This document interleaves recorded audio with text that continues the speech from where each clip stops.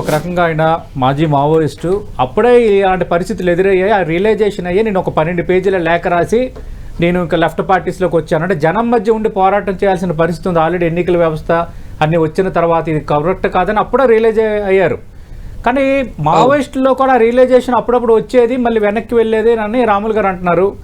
ఇప్పుడున్న పరిస్థితుల్లో రావడానికి కారణం ఏంటి సార్? అంటే వేరే ఆప్షన్ లేక రావటమా, లేదంటే పూర్తి స్థాయిలో జ్ఞానోదయం అయినట్టుగా భావించాలా?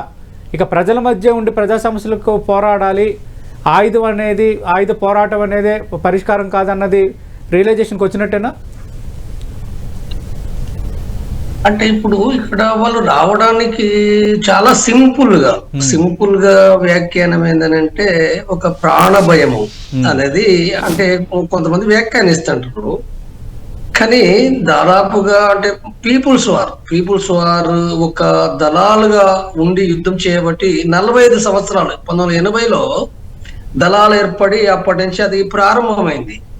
వాస్తవంగా అంటే మావోయిస్ట్ పార్టీ చరిత్ర ఇంకొంత ముందుకు పోతే ఏంటంటే 1965 తర్వాత నక్సల్బరీ కానించి మనం లెక్కేస్తే 60 సంవత్సరాలు దాటింది. ఈ దేశంలో ఒక భూస్వామ్య వ్యవస్థకు వ్యతిరేకంగా సాయుధ పోరాటం కొనసాగించాలని 60 సంవత్సరాలు దాటిపోయింది ఇప్పుడు. కాబట్టి ఇక్కడ మనం గమనిస్తే ఏంటంటే ఇప్పుడు మనం పీపుల్స్ వార్ ఏర్పడి 45 సంవత్సరాల నుంచి కనుక మనం లెక్కించినప్పటికీ అనేకమైన 1980 తర్వాత నుండి అనేకమైన ఎన్కౌంటర్లు, బూటకపు ఎన్కౌంటర్లు, వేలాది మంది చనిపోయినరు, అనేక మంది బూటకపు ఎన్కౌంటర్లు చనిపోయినరు. మరి ఈ యుద్ధంలో అంటే మావోయిస్టులు మరి ఆనాడు ఎన్నడూ కూడా భయపడలేదు కదా. వీళ్ళందరూ యుద్ధం మధ్యలో అంటే పాత వాటి చరిత్ర చెబితే అనేకమైన కష్టాల మధ్యన, అనేక నష్టాల మధ్యన, అనేకమైన ఏవో చాలా భయంకరమైన వాటి మధ్యలో కూడా అవి వాళ్ళు జీవించారు. కాబట్టి మన సింపుల్ గా అంతకాలం ఉన్న వాళ్ళు ఇప్పుడు ప్రాణభయం అని చెప్పి సింపుల్ గా ఈ ప్రాణాలకు అసలు సుఖాలకు మరిగి లేదా కుటుంబాలను వదలని వీళ్ళు ఇక్కడ ఉన్న వాళ్ళకు ప్రాణభయం అని చెప్పడం ఏదో అది చాలా జోక్ అండి. అది కరెక్ట్ కాదు. అది ప్రాణభయం అని చెప్పి మాట్లాడడం. తర్వాత ప్రాణభయమే కాదు, వాళ్ళు 40 ఏళ్ళు 50 ఏళ్ళు కుటుంబాలను వదిలి అన్ని జీవితాలను వదిలిన వాళ్ళకు ఇంకేంటి, అసలు వాళ్ళు టెస్ట్ అయిపోయింది. వాళ్ళ జీవితం అనేది ఉందో పూర్తిగా ప్రజల కోసం టెస్ట్ అయిపోయింది. అది నిస్వార్థంగా ఉన్నారు వాళ్ళు ప్రజా ఉద్యమాలు అనేకంగా కొనసాగించిన చరిత్ర ఉంది. తర్వాత నెక్స్ట్ వాళ్ళ యొక్క మొన్న పోలీసులు ఎదుటి లొంగిపోయినప్పుడు దేవ్జీ రాజిరెడ్డి ఏం మాట్లాడారో ఒకసారి విందాం సార్.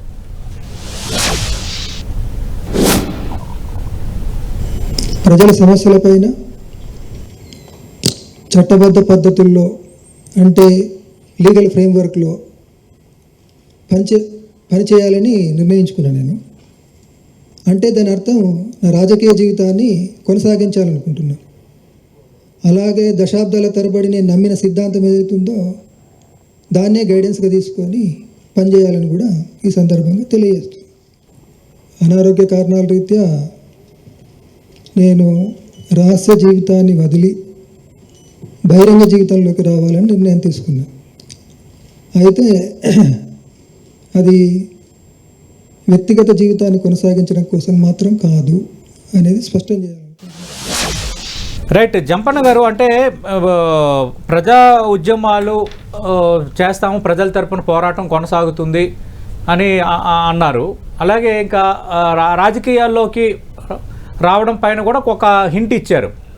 మీరేమంటారు? ఇప్పుడు రాజకీయాల్లోకి రావటం, ఒక రాజకీయ పార్టీ పెట్టడం అనేది దానిపైన మీ అభిప్రాయం ఏంటి?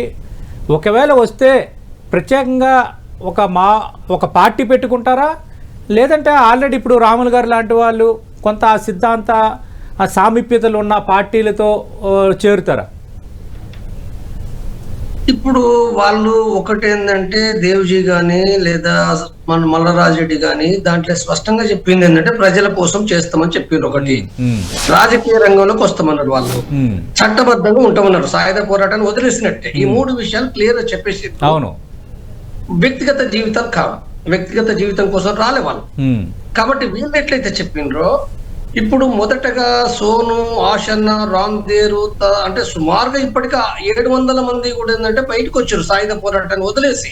700 మంది పైగా. నేను స్వయంగా ఛత్తీస్గఢ్ లో మహారాష్ట్రకు పోయి సోను, ఆశన్న, రామ్దేవ్ వీళ్ళందరినీ కూడా దాదాపు ఒక 400 మందిని నేను కలిసి మాట్లాడొచ్చిన. వీళ్ళెవ్వరు కూడా వ్యక్తిగత జీవితాలకు రాలే, ప్రాణ భయంతో రాలే, ప్రజల కోసం పనిచేయడానికి వాళ్ళు వచ్చారు. కాబట్టి వాళ్ళు చెప్పేదైనా, దేవ్జీ చెప్పే విషయాలైనా చాలా స్పష్టమైన సంకేతం ఏంటంటే వాళ్ళు ఒక పార్టీ ఒక సంస్థను ఏర్పాటు చేసే లక్ష్యము స్పష్టంగానే ఉంది. మరింతగా వాళ్ళు ప్రకటించవచ్చు కానీ, కాబట్టి ఈ పార్టీ అంటే ఎట్లా ఉంటది అనేది ఉందో అంటే వాళ్ళు చెప్పాలి. కానీ నా అంచనా, నేను చెప్పాలనుకున్నప్పుడు సాధారణంగా నా అంచనా ఏంటంటే వాళ్ళు కమ్యూనిస్టులుగానే ఉంటారు, మరొకటి ఉండరు. ఫస్ట్ పాయింట్, బేసిక్ పాయింట్ నేను చెప్పేది.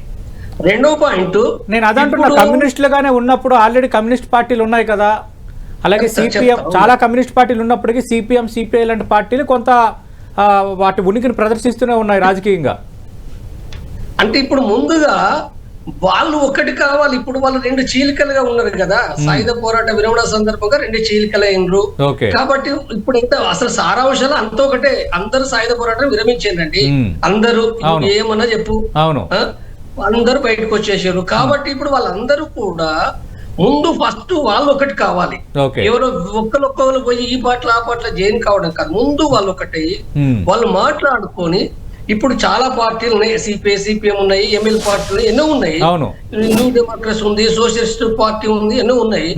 కాబట్టి వాళ్ళు అనుకునే చట్టబద్ధ పద్ధతిలో కూడా వాళ్ళు ఎట్లా పని చేయాలని వాళ్ళు డిసైడ్ చేసుకుంటే, దాంట్లో కూడా ఏ పార్టీలకు పోవాలన్నా లేదా వాళ్ళే పార్టీ పెడతారా, అంటే వాళ్ళ సంఖ్య తక్కువ కాదు. ఇప్పుడు వాళ్ళ ఫుల్ టైమర్సే 700 మంది ఉంటారండి. వాళ్ళు ఒక్కరిద్దరు కాదు పార్టీలో జాయిన్ కావడానికి. వాళ్ళు ఇప్పుడు వాళ్ళ కేంద్ర కమిటీ మెంబర్లే. ఇప్పుడు మావోయిస్ట్ నుంచి బయటకు వచ్చి ఎమ్మెల్యేలు, మంత్రులు కూడా అయిన వాళ్ళు ఉన్నారు కదా, సీతక్క లాంటి వాళ్ళు. విన్నారండి, 5 ఉన్నారు రాష్ట్ర కమిటీ మెంబర్లు, 20 మంది పైగా జిల్లా కమిటీ మెంబర్లు. కాబట్టి వాళ్ళు ఏదో వెంటనే ఇప్పుడు ఇందులో జాయిన్ అవుతారు, అందులో జాయిన్ అవుతారు అనే కంటే కూడా ముందు వాళ్ళు ఒకటి వాళ్ళు బయటికి రావాలి, మాట్లాడుకోవాలి. అది కూడా మాట్లాడదాం. ఫైనల్ గా మనం కన్క్లూడ్ చేసే ముందు మీ ఆలోచన ఏంటి? ఆల్రెడీ లెఫ్ట్ పార్టీతో కలిసి పనిచేయడం ఏంటి? ఇది ఇండివిజువల్ గా ఉండాలని జయవింజాల గారు అంటున్నారు. లేదు, మీరు ఇండివిజువల్ గానే ఉండండి, ముందు మీరు ఏకతాటిపైకి రండి, తర్వాత లెఫ్ట్ పార్టీలతో కలిసి ఒక కనీస కార్యాచరణ కార్యక్రమాన్ని ఏర్పాటు చేసుకుందాం రాములు గారు అంటున్నారు. ఫైనల్ గా మీరేమంటారు సార్ జంపన్న గారు? ఇప్పుడు దీంట్లో ఇప్పుడు ఇద్దరు చెప్పే విషయంలో కూడా పెద్దగా కాంట్రడిక్షన్ చేయాల్సిన పాయింట్ గా నాకేం లేదు. అంటే నేను చెప్పే విషయం ఏంటంటే, మొట్టమొదటగా బేసిక్ ఏంటంటే వాళ్ళు ఒక సంస్థగా ఏర్పడాలి. ఇప్పుడు ఏదైతే చీలికగా ఉన్నారో. రెండో విషయము, వాళ్ళు ఏ విధానంలో అయితే వాళ్ళు చర్చించుకున్న దాన్ని బట్టి అందరితోటి నా అభిప్రాయం ప్రకారంగా ఈ దేశంలో ఇతర కమ్యూనిస్ట్ పార్టీలు గాని, నక్సలైట్ పార్టీలు గాని రామన్ గారు చెప్పినట్టుగా అంటే యూనిటీ సాధించాలి. యూనిటీ సాధించాలంటే కూడా ఏ ప్రకారం సాధిస్తారు? విధానాలు చర్చించే కదా, విధానాలు చర్చించే క్రమంలో మరికొన్ని విషయాలు కూడా చర్చించబడతాయి. కాబట్టి అయితే అవి వెంటనే అందరి మధ్యలో తేలేయాలని అది వేరే విషయం.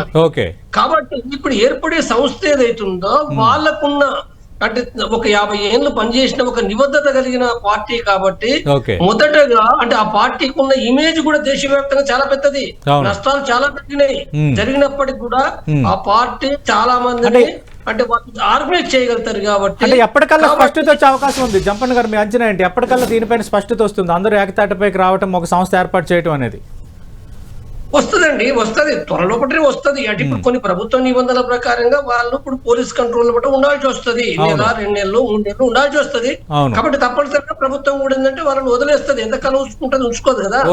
కాబట్టి వాళ్ళు ఏదైతుందో వస్తారు, తప్పనిసరిగా వాళ్ళ ఆలోచనలు కూడా నాకు తెలుసు కాబట్టి, వాళ్ళు ఏం చేస్తున్నారో కూడా నాకు తెలుసు కాబట్టి ఏంటంటే తప్పనిసరిగా వాళ్ళందరూ కూడా తిరిగి వస్తారు. ఇక్కడ అందరూ ఖచ్చితంగా మీరు అన్నట్టుగా ఒక కార్యాచరణ